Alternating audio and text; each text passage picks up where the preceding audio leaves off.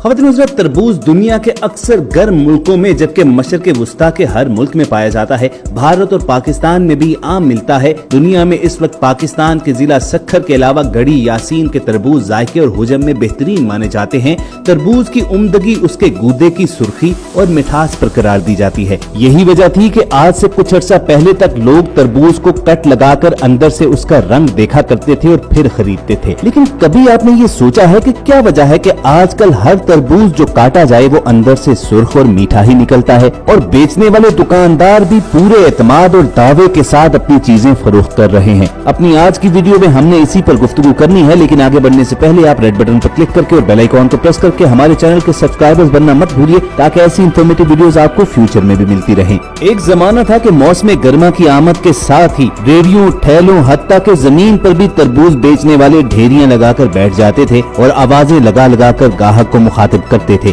लोग तरबूज खरीदने आते तो सबसे पहले उनका मुतालबा ये होता था कि छुरी या चाकू की मदद से तरबूज की एक काश निकालकर उसका रंग दिखाया जाए। अगर वो सुर्ख होता तो लोग उस तरबूज को खरीद लेते, क्योंकि वो मीठे होने की एक निशानी भी होती थी। लेकिन इस अमल पर तरबूज बेचने वालों को हमेशा एतराज रहता था, क्योंकि अक्सर औकात उनके तरबूज लोग अपनी मर्जी का ना निकलने पर रिजेक्ट कर देते थे। लेकिन ख़वातीन हज़रात, मामला आजकल बिल्कुल उलट है। अब तो तरबूज बेचने वाले मुकम्मल एतमाद के साथ गाहक को अपनी तरफ बुलाते हैं और उसके हाथ में छुरी चाकू पकड़ाकर खुद उसे बोलते हैं कि जिस मर्जी तरबूज पर कट लगाकर उसे देख लो। तो इस एतमाद की असल वजह है क्या? क्या तरबूज का कोई हाइब्रिड बीज आ चुका है कि जिसकी वजह से हर तरबूज ही गहरे सुर्ख रंग का और मीठा होता है, या इसके पीछे भी कोई दो नंबरी है? एक रिपोर्ट में ये इंकशाफ किया गया है कि मिलावट के इस दौर में तरबूज की रंगत को बदलने के लिए इंजेक्शन के अंदर सुर्ख रंग और स्क्रीन को मिलाकर एक मीठा जहर तरबूजों के अंदर इंजेक्ट किया जाता है। इस तरह ये मसनूई तौर पर सुर्ख और मीठे हो जाते हैं। अब रहा ये सवाल कि ये लोग ऐसा करते क्यों हैं, तो उसकी वजह ये है कि तरबूज का फल पकने में कई महीने लेता है और ये लोग मार्केट में ज्यादा से ज्यादा फसल पहुंचाने के चक्कर में फल को वक्त से पहले ही तोड़ लेते हैं। और चूंकि अभी उसकी रंगत और उसमें मिठास उस तरह बनी नहीं होती, चुनाचे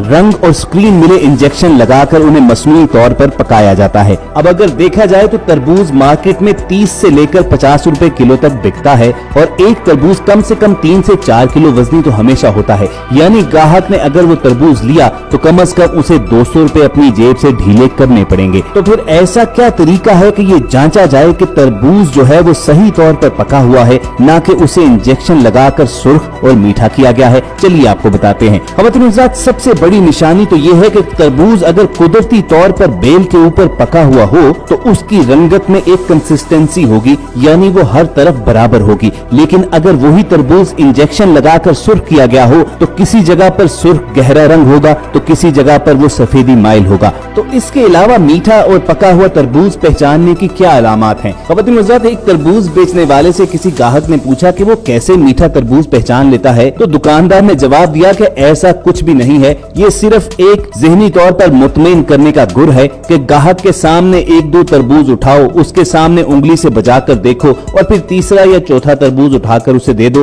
वो भी ज़हनी तौर पर मुतमईन होकर उसे मीठा समझकर ले जाएगा। लेकिन हम यहाँ आपके साथ ऐसा कुछ भी नहीं कर रहे, बल्कि आपको हकीकत में कुछ ऐसे गुर बताते हैं जिनसे आप बासानी एक मीठे और सुर्ख तरबूज को अपने दस्तरखान के लिए मुंतखब कर सकते हैं। सबसे पहले तो तरबूज को उठाने से पहले उसकी शक्ल देख लें। एक मुनासिब और ठोस जिल्द वाले तरबूज के मीठे निकलने के मौके ज्यादा होते हैं, जबकि ना हमवार सतह वाला तरबूज मीठा नहीं होता। इसका मतलब ये समझा जाता है कि तरबूज को मुनासिब पानी और धूप नहीं मिलती रही है, उसी की वजह से तरबूज का जायका खुश्क हो सकता है। इसके अलावा तरबूज को हाथों में उठाकर देखें, भारी तरबूज बेहतर रहता है। एक अच्छा तरबूज 92% पानी पर मुश्तमिल होता है और तरबूज का भारी होना इस बात की निशानी है कि तरबूज मुनासिब तरीके से पक चुका है। अगर तरबूज हुजम में एक जैसे लग रहे हो तो वजन में भारी तरबूज का इंतखाब करें। इसके साथ साथ तरबूज को उलट पुलट कर देख लें। तरबूज के नीचे की जानिब या एक तरफ पीले रंग का धब्बा अगर हो तो फिर गहरे पीले धब्बे वाला तरबूज उठा लें। तरबूज पर यह धब्बा पकने के दौरान उस तरफ पड़ता है जहां से तरबूज जमीन पर रखा हुआ होता है।